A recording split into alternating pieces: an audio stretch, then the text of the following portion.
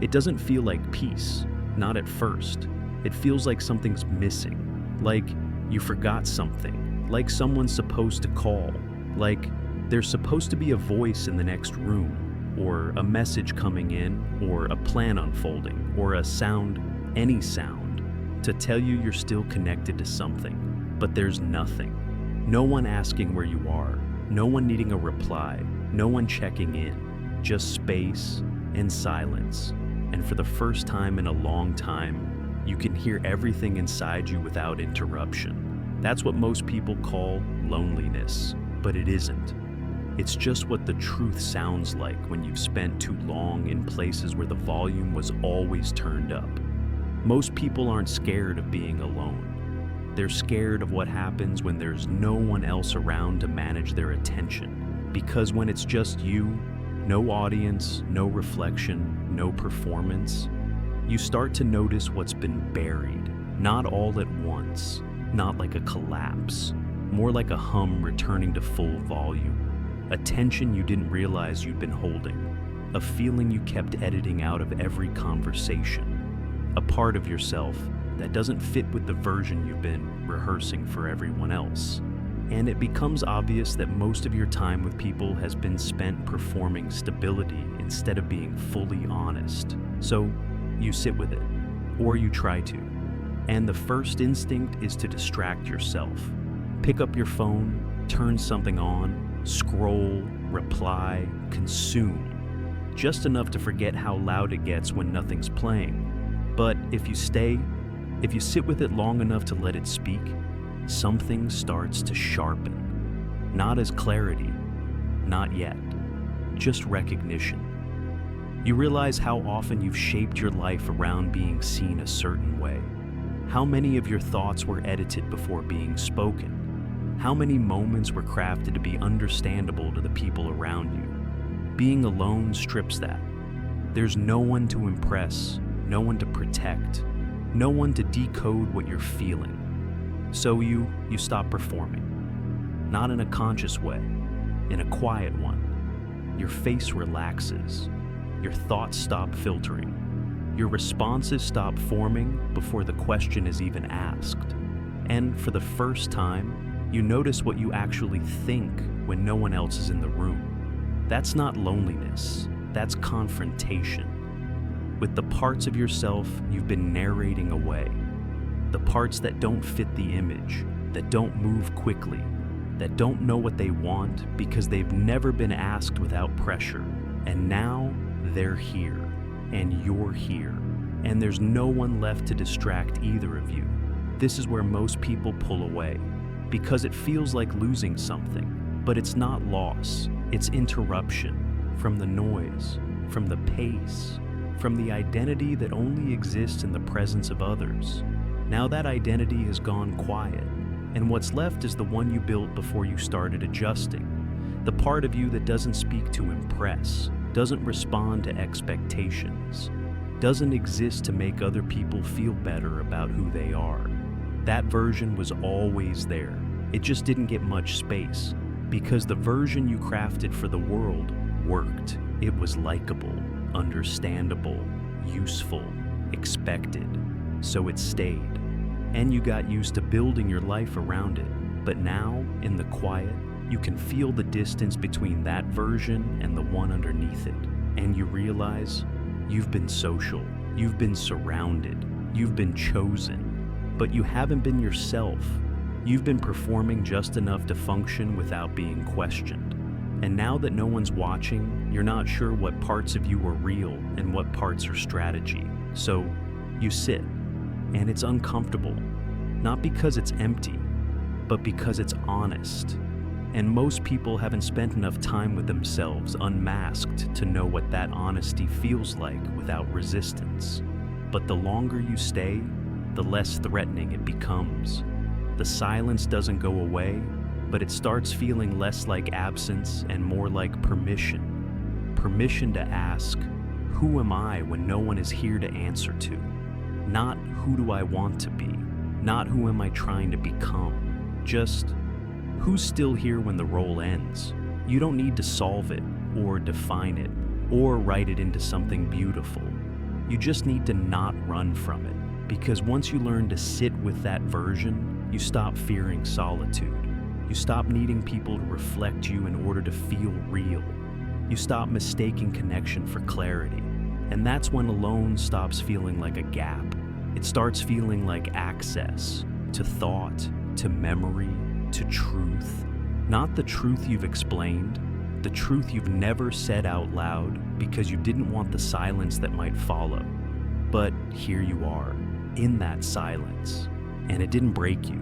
It just broke the pattern that said you were only as real as your most recent reply. Being alone doesn't teach you anything right away. It just makes it harder to lie, not to others, to yourself. Because when the noise is gone, so is the story. The one you tell to keep moving. The one that explains why you're fine. The one that's been rehearsed so often, it started to feel like fact. Alone, that story gets quieter. Not because you found a better one, because no one's there to echo it back. So it starts to fall apart. And underneath it are questions that don't have clean answers. Why am I doing this? Whose voice is this in my head? Is this mine? Or just something I picked up because it sounded true when someone else said it? Alone, you don't get validation. You get reflection, not the curated kind. The kind that doesn't leave when things start to feel heavy. You notice what your day is made of. You notice how often you reach for your phone just to break the feeling of sitting still. You notice the habits you call routine are actually just escape. And the longer you sit with that, the more you begin to separate who you are from what you've learned to perform. Because in solitude, nothing performs for you. There's no applause, no feedback, no subtle pressure to stay in character. It's just you, unfiltered, unwitnessed, unmanaged. And for a lot of people, that's unfamiliar. Not because they've never been alone, but because they've never been alone without a plan. No task, no screen, no one to impress by turning the quiet into something productive. Just space. And what fills it when you stop filling it with something else? And what fills it is usually what you've been avoiding. Not trauma, not catastrophe, the small stuff. The questions that drift in and out when you're too busy to care. What do I actually enjoy? What part of my life am I pretending is working? Why do I feel relief when something gets canceled? Those aren't crisis questions, they're compass questions. And you can't fake your way through them when you're alone. You either feel it or you don't. You either know it or you admit that you don't. That's where solitude gets sharp. It removes the options. It stops you from outsourcing your truth to how people respond to it. It keeps you from mistaking agreement for understanding. Because now, it's just you. No filters, no adjustments, no second takes. And eventually, if you let it, being alone stops being uncomfortable. It becomes clear. Because now you're not balancing who you are with who someone else needs you to be. Now your thoughts don't have to be packaged. Now your desires don't have to be marketable. Now your truth doesn't have to be palatable. It just has to be real. And in that space, you remember parts of yourself you forgot weren't performative. How you talk when no one's listening. What you think when you don't have to answer. What you notice when nothing's being said. And that becomes a kind of home you don't want to leave so quickly anymore. Not because you hate people. Not because isolation is the goal. But because something in you has finally stopped performing long enough to feel real again. And once that happens, being alone doesn't feel like less. It feels like a return, not to the past, to what's been running underneath the whole time, just waiting for enough silence to be heard again. When you've spent time alone, not just being by yourself, but being with yourself, everything outside starts to feel different. Not louder, not wrong, just clearer. Because now, when you speak, you can hear the difference between your voice and the one that answers to the room. You feel the pause, you feel the edit, and it doesn't sit the same anymore. You don't resent it, you just don't need it, because something in you has already been met by you. That's the shift. Now you don't walk into conversations needing to be understood. You walk in already knowing where you stand. You're not waiting for someone to validate your sense of self. You've already heard it, in the quiet, when there was no one else to argue with. So now you speak slower, less often, with fewer disclaimers. You don't soften the truth to make it land better. You let it land as it is, or not at all. And the people who flinch at that, you notice, not to judge, but to remember who actually wants you and who just wanted the version of you they didn't have to reach for. You don't stay for that version anymore. You don't apologize for disappearing when what you found in the silence is worth more than being accepted for what you were pretending to be. Now, connection looks different. You stop performing usefulness to stay close to people. You stop keeping conversations light just to stay included. You stop accepting dynamics that only work when you're quiet about your needs. Because you've lived in the quiet now, and it didn't ruin you, it returned you.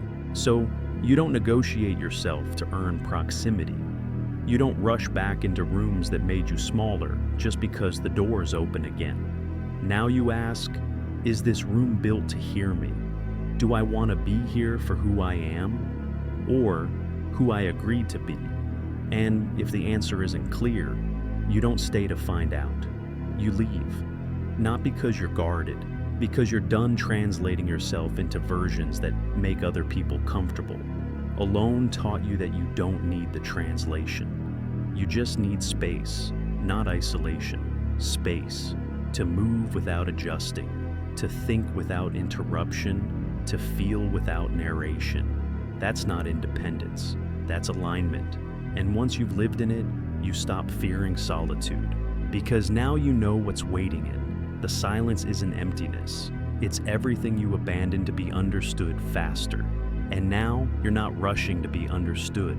You're watching who's still listening when you don't edit yourself first. That's the filter. Not who hears you, but who hears you when you're not trying to be heard.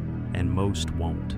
But the ones who do, you don't lose yourself around them. You don't have to come back from the interaction to feel whole again. They don't interrupt the peace, they expand it. And that's what you learn after solitude. Real connection doesn't cost you your clarity, it deepens it. It doesn't make you disappear, it gives you a place to exist without translation. But you only know that after being alone long enough to remember what it feels like to belong to yourself first.